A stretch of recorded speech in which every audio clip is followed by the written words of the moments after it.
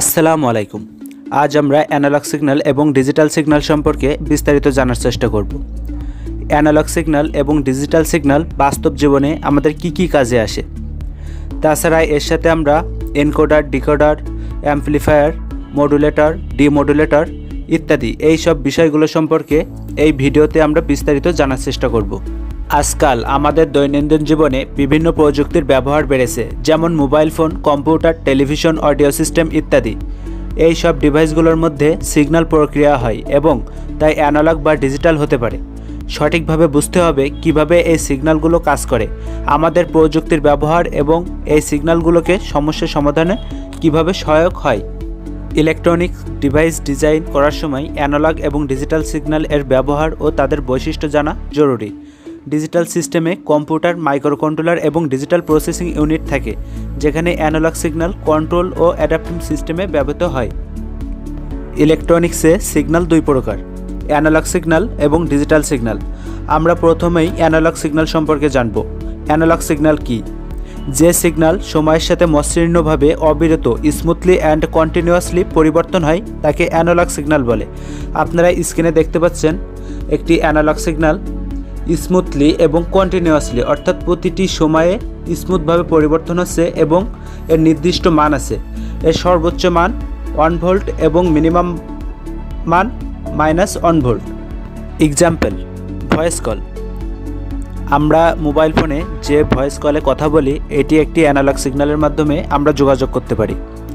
Audio বা video recording, television সম্প্রচার ইত্যাদি এগুলো অ্যানালগ সিগন্যালের উদাহরণ। আমরা মোবাইল ফোনের মাধ্যমে ভয়েস কলে কিভাবে এক প্রান্ত থেকে অন্য প্রান্তে যোগাযোগ করতে পারি, এটি হয় সিগন্যাল প্রক্রিয়ার মাধ্যমে।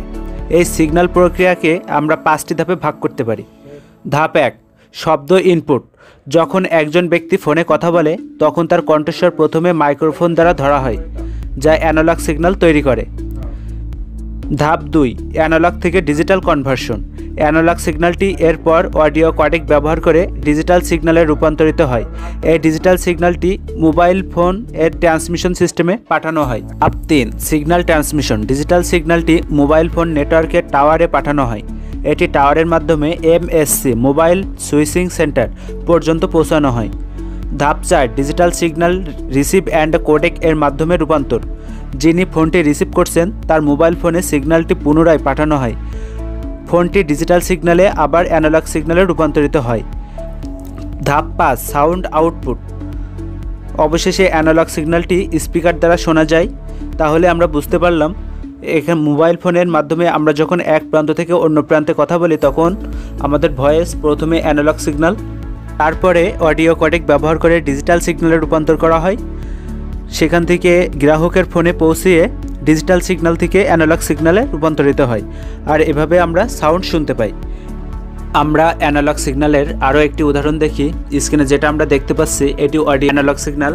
এখানে এক ব্যক্তি শব্দ বা সাউন্ড দিচ্ছে, সেটি ইলেকট্রিক্যাল সিগন্যাল বা অ্যানালগ সিগন্যালে পরিণত হচ্ছে এবং এই অ্যানালগ সিগন্যালটি ADC, অর্থাৎ এখানে এসে অ্যানালগ থেকে ডিজিটালে কনভার্ট হচ্ছে এবং সেই ডিজিটাল সিগন্যালটি ডিজিটাল সিস্টেমে এসে সেটি অ্যাম্পলিফায়ারের কাজ করছে, অর্থাৎ শব্দটি জোরে কিংবা আস্তে, অর্থাৎ হাই অথবা লো, সেই সাউন্ডে পরিণত হচ্ছে। তারপরে সেই ডিজিটাল সাউন্ড DAC এখানে এসে ডিজিটাল টু অ্যানালগ কনভার্টারে পরিণত হচ্ছে, অর্থাৎ সেই ডিজিটাল সিগন্যালটি অ্যানালগ সিগন্যালে আবার ফিরে আসছে অ্যাম্পলিফাই হয়ে, অর্থাৎ সাউন্ড কম অথবা বেশি এরকম একটি সাউন্ড নিয়ে ফিরে আসছে অ্যানালগ হিসেবে। এবং তারপরে আমরা এই অ্যানালগ সিগন্যালটি সাউন্ড বক্সে শুনতে পাই। ডিজিটাল সিগন্যাল কি? যে সিগন্যালের দুটি মাত্র অবস্থা থাকে, একটি হাই স্টেট বা অন, অন্যটি লো স্টেট বা জিরো, এবং এক অবস্থা থেকে অন্য অবস্থায় যেতে কোনো সময়ের প্রয়োজন হয় না, তাকে ডিজিটাল সিগন্যাল বলে। আমরা স্ক্রিনে যে গ্রাফটি দেখতে পাচ্ছি এটি একটি ডিজিটাল সিগন্যাল। এই ডিজিটাল সিগন্যালের এক অবস্থা থেকে অন্য অবস্থায় যেতে কোনো সময়ের প্রয়োজন হচ্ছে না। এই ডিজিটাল সিগন্যালের উদাহরণ হচ্ছে computer data transfer, mobile phone email transfer, digital television সম্প্রচার ইত্যাদি এগুলো ডিজিটাল সিগন্যালের উদাহরণ। স্ক্রিনে আমরা দেখতে পাচ্ছি computer to computer data transfer, এটি একটি ডিজিটাল সিগন্যালের উদাহরণ। এখানে সেন্ডার এবং রিসিভার, সেন্ডার যে ডাটা পাঠাবে এবং রিসিভার যে ডাটা গ্রহণ করবে, এবং ইনকোডার এবং ডিকোডার, এখানে এই দুইটা নতুন শব্দ। ইনকোডারের কাজ কি? ইনকোডার হচ্ছে এমন একটি ডিভাইস বা প্রক্রিয়া যা সেন্ডার থেকে প্রেরিত তথ্য ইনপুট হিসেবে গ্রহণ করবে। প্রেরিত তথ্যগুলো হচ্ছে অডিও, ভিডিও, ডেটা, টেক্সট ইত্যাদি, এগুলো গ্রহণ করবে ইনকোডার এবং একটি নির্দিষ্ট ফর্ম অর্থাৎ ডিজিটাল সিগন্যালে রূপান্তর করবে যাতে সহজে প্রেরণ করতে পারে। এবার ডিকোডার হচ্ছে এমন একটি ডিভাইস যা ইনকোডার থেকে আসা তথ্য যে নির্দিষ্ট ফর্মে রূপান্তর করছে, সে ফর্ম থেকে অনাকাঙ্ক্ষিত সিগন্যালগুলো বাদ দিয়ে যে মূল সিগন্যাল সেটিকে গ্রহণ করবে এবং গ্রহণ করে সেটি স্ক্রিনে প্রদর্শন করবে। এটি হচ্ছে ডিকোডারের কাজ। আমরা আরও একটি ডিজিটাল সিগন্যালের উদাহরণ দেখি। স্ক্রিনে আমরা যেটি দেখতে পাচ্ছি এটি ভিডিও ডিজিটাল সিগন্যাল। এখানে ইনপুট ভিডিও সিগন্যাল সোর্স ইনকোডারে প্রবেশ করছে। সোর্স ইনকোডার এই ভিডিও সিগন্যালটিকে একটি নির্দিষ্ট ফর্মে রূপান্তর করছে ট্রান্সমিট করার জন্য। এখানে নির্দিষ্ট ফর্ম অর্থাৎ ডিজিটাল সিগন্যালে রূপান্তর করছে। এই ডিজিটাল সিগন্যালটি চ্যানেল ইনকোডারে প্রবেশ করছে। চ্যানেল ইনকোডারের কাজ হচ্ছে যে সিগন্যালটি আসছে এই সিগন্যালে কোনো ক্ষতি অথবা কোনো ত্রুটি, ব্যান্ডওয়েথ পরিবর্তন এইগুলা সংশোধন করে দেবে। তারপরে চ্যানেল ইনকোডার থেকে মডুলেটরে যাবে। এই মডুলেটরের কাজ হচ্ছে ব্যান্ডওয়েথ বা অ্যাম্প্লিটিউড পরিবর্তন করা, মানে ট্রান্সমিট করার জন্য যে ব্যান্ডওয়েথ বা অ্যাম্প্লিটিউড পরিবর্তন করতে হয় সেটি মডুলেটরের কাজ, এবং সেটি মডুলেটর পরিবর্তন করে এবং সেটি চ্যানেলে প্রবেশ করবে। চ্যানেল থেকে ডিমডুলেটর অর্থাৎ মডুলেটরে যে ব্যান্ডওয়েথ অ্যাম্প্লিটিউড এটি পরিবর্তন করছিল ডিমডুলেটর সেটি পূর্বের অবস্থায় আবার ফিরিয়ে আনবে। এবং চ্যানেল ডিকোডারের কাজ হচ্ছে চ্যানেল ইনকোডার যে কাজটি করছিল তার বিপরীত কাজ করবে, অর্থাৎ কিছু যে অনাকাঙ্ক্ষিত যেগুলো ছিল সেগুলো রূপান্তর করে দিছিল সেটি চ্যানেল ডিকোডার বাদ দিয়ে দেবে। এবং চ্যানেল ডিকোডার থেকে সোর্স ডিকোডার, এই সোর্স ডিকোডারও সোর্স ইনকোডারের বিপরীতে কাজ করবে। এবং সোর্স ডিকোডার থেকে আউটপুট ডিসপ্লে, অর্থাৎ আমরা সেটি আউটপুট ডিসপ্লেতে দেখতে পাবো। অর্থাৎ ইনপুট ভিডিও প্রথমে সোর্স ইনকোডারে প্রবেশ করবে, সোর্স ইনকোডার থেকে চ্যানেল ইনকোডার থেকে মডুলেটর, তারপরে চ্যানেল, তারপর demodulator, channel decoder, source decoder, output display.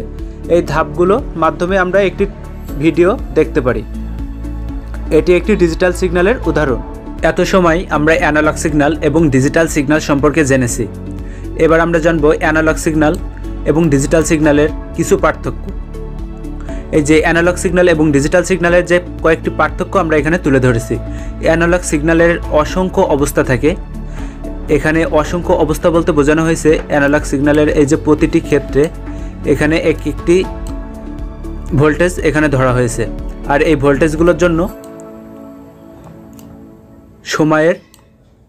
প্রতিটি সময়ে এই ভোল্টেজগুলো পরিবর্তন হয়েছে, এজন্য এটি বলা হচ্ছে অসংখ্য অবস্থা থাকে। ডিজিটাল সিগন্যালের সাধারণত দুটি মাত্র অবস্থা থাকে, যথা হাই বা অন, অন্যটি লো বা জিরো। এখানে ডিজিটাল সিগন্যাল আমরা এখান থেকে জিরো থেকে শুরু করছি এবং জিরো থেকে হাই হয়েছে এবং হাই থেকে আবার জিরো, এই মাত্র দুটি অবস্থা থাকে ডিজিটাল সিগন্যালের। তারপরে অ্যানালগ সিগন্যালের প্রতিটি অবস্থার জন্য সময় ভিন্ন, এই যে এখানে বোঝানো হয়েছে প্রতিটি ভোল্টেজের জন্য সময় ভিন্ন।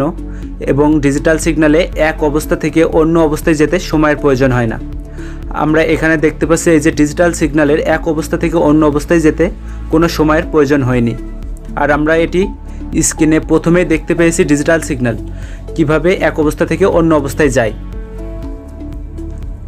তারপরে অ্যানালগ সিগন্যাল দ্বারা পরিচালিত ইনস্ট্রুমেন্টগুলো আকারে বড় হয়, ডিজিটাল সিগন্যাল দ্বারা পরিচালিত ইনস্ট্রুমেন্টগুলো আকারে ছোট হয়। অ্যানালগ ডিভাইসগুলো অপেক্ষাকৃত ধীর, অর্থাৎ অ্যানালগ ডিভাইসগুলো ধীর গতিতে কাজ করে, ডিজিটাল ডিভাইসগুলো অপেক্ষাকৃত দ্রুত গতিতে কাজ করে।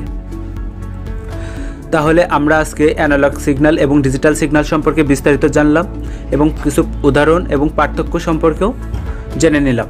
আমরা পরবর্তী ভিডিওতে এই যে অ্যানালগ সিগন্যাল এবং ডিজিটাল সিগন্যাল এর অপারেটিং ভোল্টেজ, অর্থাৎ কত ভোল্ট থেকে অপারেট হতে পারে, রাইজিং টাইম, ফলিং টাইম ইত্যাদি এই বিষয়গুলো নিয়ে বিস্তারিত জানব।